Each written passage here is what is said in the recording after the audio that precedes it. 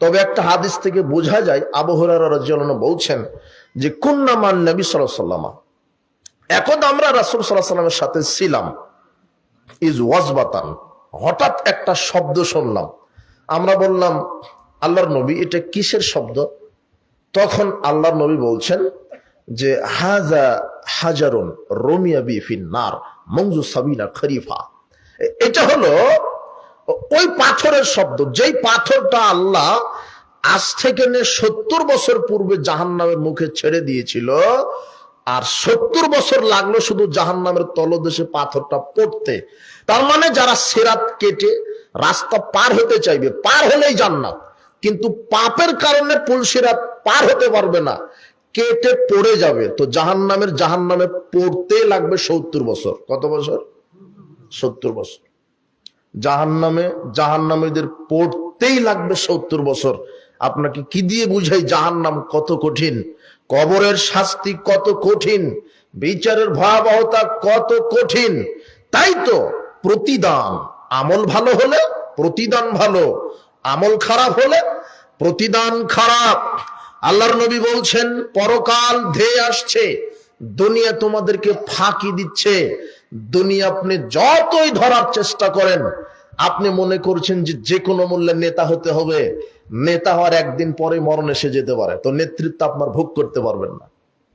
যে কোনো মূল্যে গাড়ি বাড়ি করতে হবে, হালাল হারাম বিবেচনা করছেন না। গাড়ি বাড়ি করা নিষেধ নয়, হালাল বৈধ পথে করেন, কিন্তু আপনি প্রতিযোগিতায় নেমেছেন, যে কোনো মূল্যে দুনিয়াতে টিকতে হবে, ক্ষমতা দেখাতে হবে, দাম্ভিকতা দেখাতে হবে, ক্ষমতার অপব্যবহার করতে হবে, জুলুম করতে হবে। জুলুমবাজি করে, স্বৈরাচারী হয়ে, স্বেচ্ছাচারী হয়ে, দুনিয়াতে দাম্ভিকতা দেখিয়ে ফেরাউন টিকতে পারে না, আপনি পারবেন না। আপনি আজকে দুনিয়াতে আপনি চলছেন পরকালকে ভুলে, আল্লাহকে ভুলে। ধনীকে ধরার চেষ্টা করতাম, এভাবে খামচা দিয়ে ধরার চেষ্টা করতাম।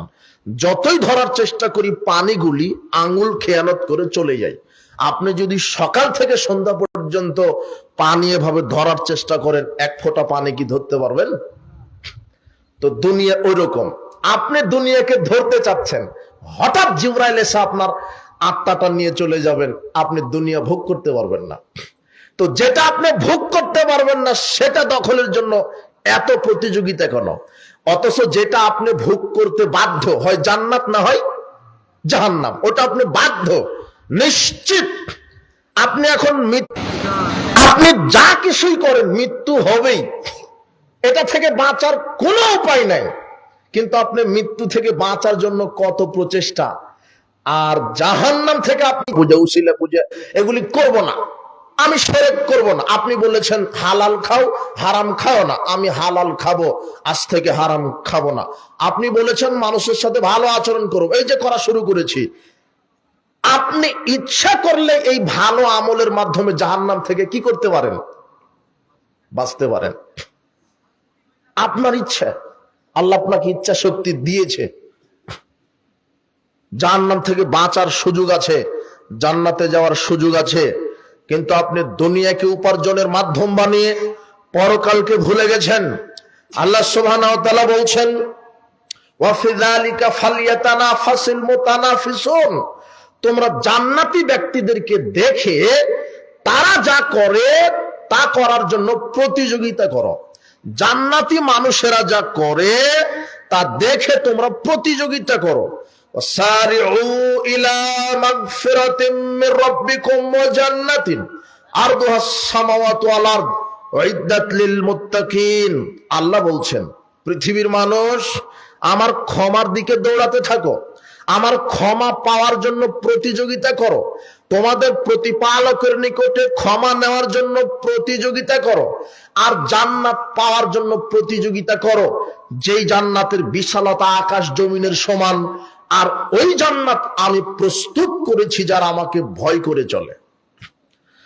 আল্লাহ দুইটা জিনিসের জন্য প্রতিযোগিতা করতে বলেছেন। এক হলো আল্লাহর ক্ষমা, বলেন তো কি? দুই, আল্লাহর জান্নাত পাওয়ার জন্য আল্লাহ বলছেন প্রতিযোগিতা করো।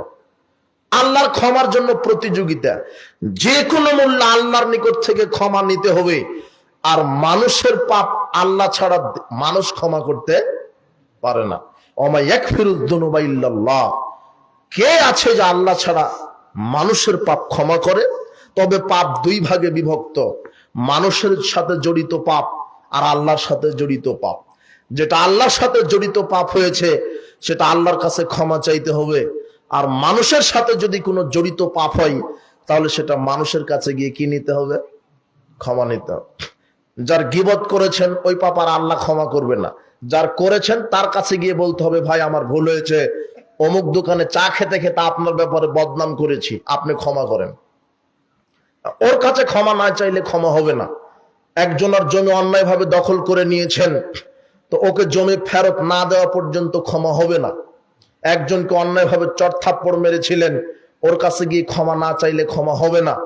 আপনি ওই কসাইদার প্রতি কেজিতে 100 গ্রাম 50 গ্রাম করে গোস্ত কম দিয়েছেন, তো যাকে কম দিয়েছেন ওর কাছে ক্ষমা না চাইলে পাপ ক্ষমা হবে না। ওটা মানুষের সাথে জড়িত পাপ। কথা বোঝা গেল না মনে হয়?